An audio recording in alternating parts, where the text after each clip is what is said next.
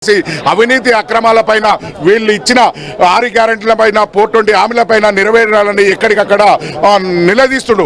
రామన్న రాష్ట్రంలోనే రాజకీయాలలో హైదరాబాద్లకు అండగా ఉండు, కార్మికులకు అండగా ఉండు, మా సర్పంచ్ల పెండింగ్ బిల్లులు చెల్లించాలని ప్రభుత్వానికి అనేక రకాలుగా నిద్ర ఓనియకుండా వీళ్ళని ప్రశ్నిస్తుండ అనే దానితోనే వీళ్ళని ఈరోజు అరెస్టులు చేయాలని ఒక కుట్ర ఊరుతూ బీజేపీ కాంగ్రెస్ ఒకటై బీఆర్ఎస్ని ఖతం చేయాలని చూస్తున్నారు. కానీ వీళ్ళ ఏ రకంగా కూడా వీళ్ళు ఇచ్చిన 6 గ్యారెంటీల మీద 420 హామీల మీద ప్రజలు అడుగుతారు. గ్రామాలలో పెళ్లి చేసిన వాళ్ళు మాకు తులం బంగారం ఏదని అడుగుతారు, చదువుకున్న విద్యార్థులు మాకు స్కూటీ ఏదని అడుగుతారు, వీళ్ళు ఇంద్రమ్మ ఇల్లు అన్నారు ఇల్లు ఏదని అడుగుతారు.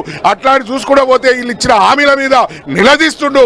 అదే రామన్న ప్రజల్ని చైతన్యం చేసి ఈ ప్రభుత్వం పైన దండయాత్ర ఎత్తేందుకు సిద్ధంగా ఉన్నారు. కాబట్టి వీళ్ళంతా ఒక భయాందోళనకు గురి చేయాలి అనే నెపంతోనే ఇలా రేవంత్ రెడ్డి ప్రభుత్వం కక్ష సాధింపు చర్యకు పూనుకుంటుంది.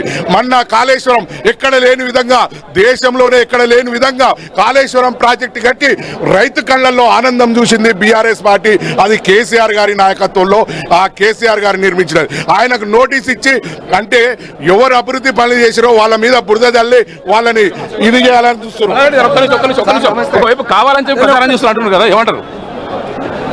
చూస్తున్నాం బీఆర్ఎస్ పార్టీ క్యాడర్ నాయకులంతా కూడా ఇక్కడి పెద్ద ఎత్తున కూడా తరలి వెళ్తున్నారు. వారంతా కూడా కేటీఆర్ కు మద్దతుగా తెలంగాణ భవన్ కు పెద్ద ఎత్తున తరలి వచ్చారు. ఇక్కడ బయటికి వెళ్ళేటువంటి పార్టీని క్యాడర్ అంతా కూడా ఎక్కడికక్కడ అడ్డుకునే కోసం పోలీసులు పెద్ద ఎత్తున కూడా భవన్ పరిసర ప్రాంతాల్లో డిప్లాయ్ చేశారు. మరి కాసేపట్లోనే ఇక్కడ ఉన్నటువంటి కమాండ్ కంట్రోల్ సెంటర్ కి ముఖ్యమంత్రి రేవంత్ రెడ్డి వస్తారని చెప్పి ఒకవైపు షెడ్యూల్ ఉన్నందుకు కూడా ఈ పరిసర ప్రాంతాల్లో కూడా జనాన్ని గుమిగూడకుండా పోలీసులు జాగ్రత్త పడుతున్నారు. ఒకవైపు మధ్యాహ్నం తర్వాత ఒకవైపు కేబినెట్ సమావేశం కూడా ఉంది.